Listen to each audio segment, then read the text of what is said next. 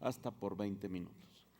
Sí, muchísimas gracias. Trataré de ser más eficiente en mis respuestas para tratar de alcanzar a responder lo más que sea posible. Por lo pronto me regreso un poco y pido una disculpa que no alcancé a tratar la pregunta y el planteamiento de la diputada Soraya Bañuelos, quien es la presidenta de la Comisión de Educación, quien preguntaba 3 retos o desafíos más importantes. Yo quiero comentarle que en términos educativos, los retos permanentes, siempre que están, es por un lado elevar el promedio educativo, es decir, todos los sistemas educativos que queremos, elevar el promedio educativo de la población. Por el otro lado, elevar la cobertura, que más niñas, niños y jóvenes estén dentro de nuestras escuelas, y el tema de la calidad educativa. Los 2 primeros los procuramos mejorar con una serie de procesos que tienen que ver con las becas precisamente, con el cuidado organizativo interno de nuestras escuelas y el tema de la calidad con capacitación, que hemos conformado un grupo de capacitación que no sin precedentes en el Estado y que tiene que ver con ese sentido de que incluso en las evaluaciones que se hacen derivados del proceso de reforma puedan ir nuestras maestras y maestros con la mayor fortaleza posible. Entonces, siempre esos temas son cruciales en la educación, es el promedio educativo, la cobertura y la calidad, siempre. Y en términos administrativos, tiene que ver con el presupuesto, el déficit en la nómina estatal.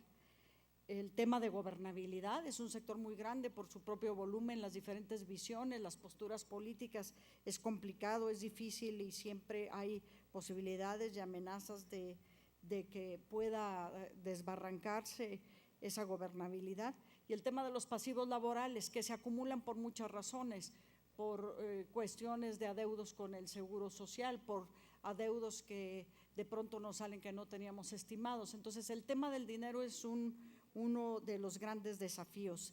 Si un día en Zacatecas algún gobierno, y ojalá sea de Alejandro Tello, logramos resolver el tema presupuestal, creo que va a ser un gran paso para la educación en Zacatecas. Espero con eso que haya respondido y le pido una disculpa por no haber respondido antes. De este segmento de preguntas, responderle al diputado Edgar Viramontes que estaremos en atención a responder esos pagos pendientes. No hay una razón específica. Quiero decirle que esa extensión de la universidad tuvo primero un rechazo en la junta directiva, precisamente porque no había un presupuesto específico, y luego pudimos hacer algunos ajustes y se abrió, de tal manera que eso tiene que estar resuelto, está contemplado en el presupuesto. Yo voy a investigar por qué tenemos esos pagos pendientes. En cuanto a las inquietudes del diputado Javier Calzada, le agradezco mucho, muchas preguntas muy interesantes, y la última que hace, y me voy en ese sentido inverso, de cómo estas 2 visiones tan diferentes de Enrique Peña Nieto y del nuevo gobierno electo federal, ¿cómo le vamos a hacer para compatibilizar? Yo quiero decirles primero que la reforma educativa actual está vigente, que es una ley, es un mandato de norma, de tal manera que nosotros obedeceremos esa norma hasta en tanto esté vigente. Una vez que sufra alguna suerte de modificación, revisión, abrogación completa, tendremos ese detalle cuidadoso de estudiar muy bien la propuesta y de realizar nuestra responsabilidad como servidores públicos, que es, primero que todo, el respeto a la normatividad. Yo sé que hay una disposición política de trabajo conjunto, de diálogo, me parece adecuado, y me parece que tenemos que trabajar todos por encontrar esas coincidencias. Yo espero, y digamos que la única preocupación que tengo es que ante una nueva propuesta no haya un vacío, sino que realmente se sustituya por toda una nueva estructura regular que norme el quehacer administrativo y educativo de la educación en México. Yo quiero comentarle que tendré mucho pendiente de ver en la normal de Juchipila. Hay procedimientos en los que participan. No se puede hacer contrataciones si no están aprobadas y autorizadas por la Junta Directiva. Yo revisaré de todas maneras las quejas que hay al respecto. En cuanto al subejercicio de FONE, yo quiero decirles que no hemos tenido subejercicios realmente. Yo quiero decirles lo siguiente, miren, hay una planeación específica para entregar en los diferentes programas que se llaman programas federales de la reforma, precisamente para poder apuntalar muchos de los esfuerzos y de las intenciones y de las estrategias. Se otorgan recursos que tienen que ver, por ejemplo, con el pago de compensaciones de maestros, pero muchas veces las administraciones, también por una planeación que viene desde el convenio original, se plasman las administraciones en determinados periodos. Entonces, en esos periodos, pues se manda un recurso a veces de las compensaciones que se van a pagar hasta diciembre. Y mes con mes, de vez en cuando aparece y nos llama la atención tanto planeación como Secretaría de Finanzas, como decir, tienes subejercicio en el FONE, y el subejercicio es porque es el recurso que está destinado a ese pago quincenal de los maestros que están en ejercicio y que tiene que llegar el dinero antes. Esa es una parte. La otra es que efectivamente al final del año se hace un cierre, hay productos financieros de la acumulación de esos recursos. Ha habido también reintegraciones que hemos hecho por ejercicios que traíamos de falta de informes desde el año 2013. Entonces, cuando se acumulan todos esos restos de productos financieros, entonces al final del año pueden salir algunos saldos que se regresan a la Federación, porque así está contemplado, o sea, es algo que está normado dentro del convenio que se firma precisamente, pero no ha habido una reintegración por subejercicios, por omisión o por falta de la implementación de los programas. Es más bien un asunto de ingeniería presupuestal que hace que ocurran estos fenómenos de los saldos y que está contemplado de esa manera. En cuanto a las observaciones que hace de la educación superior, quiero decirle en particular en el caso de la Universidad Autónoma, nosotros no tenemos la posibilidad, la autonomía de la universidad le garantiza esa posibilidad de tomar decisiones internas de su currícula, de las materias y del énfasis que da en sus profesiones. Es una preocupación constante, también continua, que se tiene en algunas materias, pero la Universidad Autónoma de Zacatecas, y voy a hablar un poco a nombre de ellos, aunque nosotros no tenemos injerencias en la parte curricular, ellos se encuentran con las carreras, por ejemplo, la de Psicología y de Derecho, en donde sí tenemos más notable este fenómeno de desempleo de sus egresados, pero al mismo tiempo la universidad hace una respuesta a una solicitud, es decir, la universidad tiene esa demanda social de ingreso a esas carreras. Entonces yo creo que la universidad ha hecho un gran trabajo recibiendo a todos esos jóvenes que quieren estudiar eso y que ha hecho un gran trabajo procurando buscar y ver las diferentes alternativas profesionales y sus adaptaciones a nuestro propio desarrollo para construir alternativas de empleo para ellos. Nosotros no tenemos esa intervención. En cualquier caso, la autorización de estas opciones educativas llevan un proceso, en el caso en lo que nos compete a nosotros, de un estudio de mercado, un estudio educativo de mercado para poder determinar que sea precisamente las opciones pertinentes que correspondan a la región. El tema de esa nota que salió de prostitución de secundaria, yo quiero decirles que no hubo una omisión, tampoco ninguna intención de demeritar la preocupación social que tenemos, pero sí, y también por normatividad internacional, de procurar que el actuar de los servidores públicos no conduzca, no lleve a la estigmatización de la conducta de nuestras niñas, niños y jóvenes. Y eso está en una normatividad de sus derechos internacional que nos hace, sí, precisamente no darle esa estridencia, a veces mediática, que hace que nos conduzca con el lenguaje a la estigmatización y a la descalificación de la conducta de nuestros adolescentes que están en una etapa precisamente de exploración, de crecimiento muy grande, y que tenemos la responsabilidad de proteger, por un lado, su integridad y su propio desarrollo. Hemos tenido una intervención muy decidida a partir de entonces, en colaboración con prácticamente todas las dependencias de gobierno del Estado, para poder procurar detectar, erradicar y poder combatir ese tipo de conductas que dañan tanto a nuestra sociedad y que dañan y denigran, primero que todo, las posibilidades de vida y de convivencia familiar y de desarrollo de una persona. Hemos hecho muchas acciones en nuestras secundarias, tanto con recursos propios de nuestros programas, como con la asociación, con asociaciones civiles, tanto de la Ciudad de México, internacionales y estatales, para tener programas de concientización y programas de reconocimiento del fenómeno de la violencia y del abuso sexual. Entonces, tenemos muchas acciones documentadas en ese sentido como reacción a ese caso, que sí hubo esa responsabilidad deliberada, digamos, de no seguirlo denominando y hablando de ese tema en protección a nuestras niñas, niños y jóvenes en Zacatecas.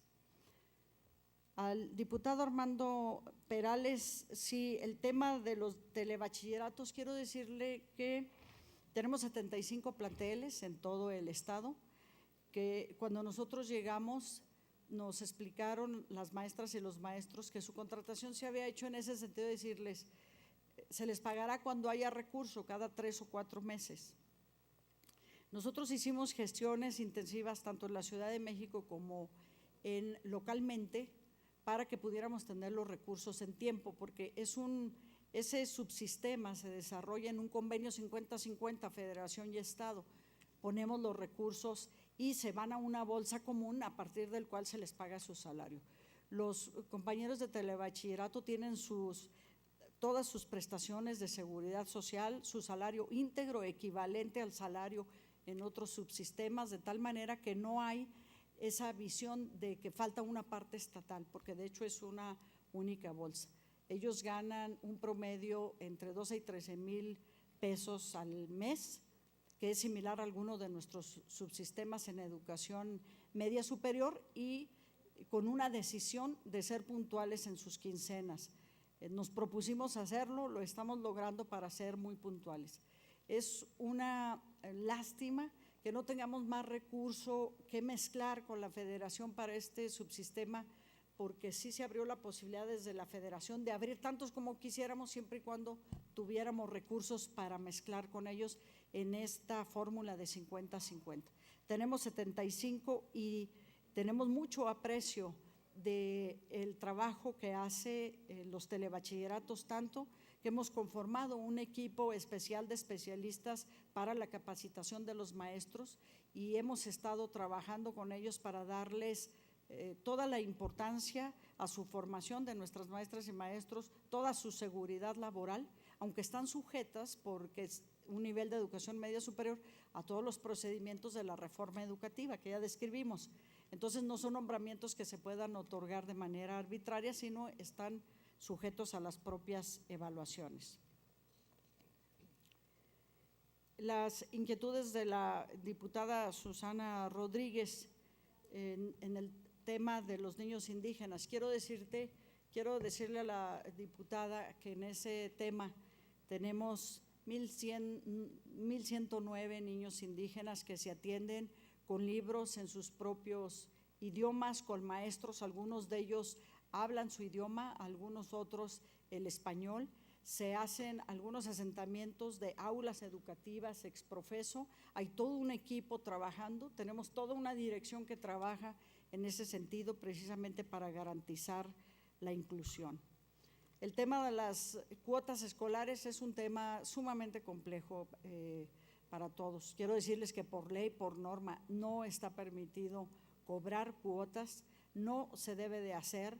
Lo indicamos así en memorándums que mandamos a las escuelas desde el inicio del ciclo escolar y entendemos que las asociaciones de padres de familia que tienen una participación muy activa, ellos determinan cuotas de colaboración voluntaria que en un exceso de autoridad se ponen de acuerdo a veces con los directores para presionar y condicionar la entrada. Es algo absolutamente indebido, es algo que hemos sancionado, que lo advertimos desde el principio y es algo en las que toda la sociedad tenemos que trabajar conjuntamente para garantizar ese derecho a la educación que es gratuito. Es un problema cultural muy grande, pero al mismo tiempo nosotros tenemos mucha satisfacción de tener consejos de participación social, educativa y de tener asociaciones de padres de familia participativos y que quieran buscar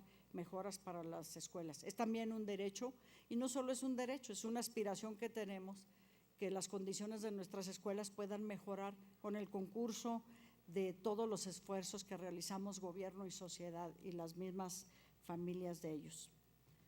A la diputada Carla Deyanira Valdés, quiero decirles que hay un programa específico en la Secretaría de Educación que se llama Salud y Educación y que tiene precisamente ese sentido.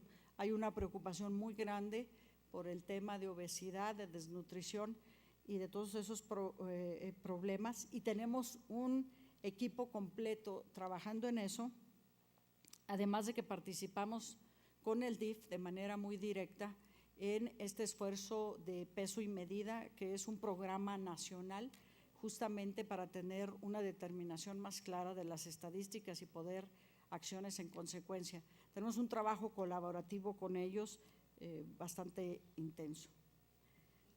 Y en su inquietud de cómo contribuir para el tema de las escuelas de tiempo completo, yo quiero decirles que en las escuelas de tiempo completo, en este año fueron 457 millones de pesos para Zacatecas, que son 52 millones más que el año pasado, por gestiones del propio gobernador del estado y que no hay ninguna contribución estatal, que sería muy bueno que muchos de estos programas que son exclusivamente federales podamos hacer una mezcla para poder incentivar. Esto ocurre en algunos estados. Estos programas que yo les mencioné en la presentación, algunos de ellos se comparten en responsabilidad presupuestal en muchos lados. En Zacatecas no, es exclusivamente inversión federal.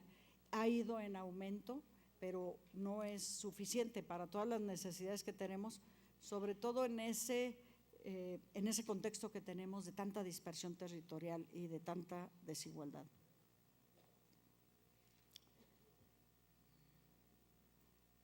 Bueno, a la diputada Delmira, por supuesto, comentarle que las estrategias son permanentes, es parte de nuestro trabajo sustantivo, disminuir la deserción y mucho tiene que ver con que tengamos la posibilidad de dar el servicio educativo en esas comunidades como la que describí de aquí de Ciudad Cuauhtémoc.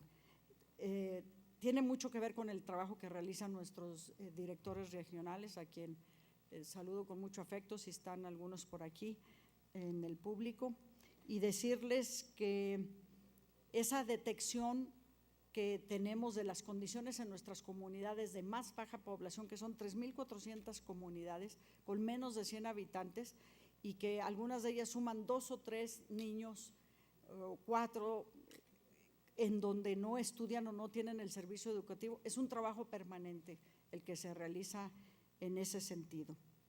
Y los montos que se dan, cuando me preguntan si los montos son suficientes en esas becas que usted escribía con tanto detalle en su presentación, pues quiero decirle, claro que no son suficientes, son casi vergonzosos. Quiero decirles que cuando llegamos teníamos un sistema de becas muy diverso y con montos que son realmente irrisorios. Los hemos aumentado ligeramente, pero ese aumento ha sido en detrimento de la cantidad de niñas y niños que podemos apoyar.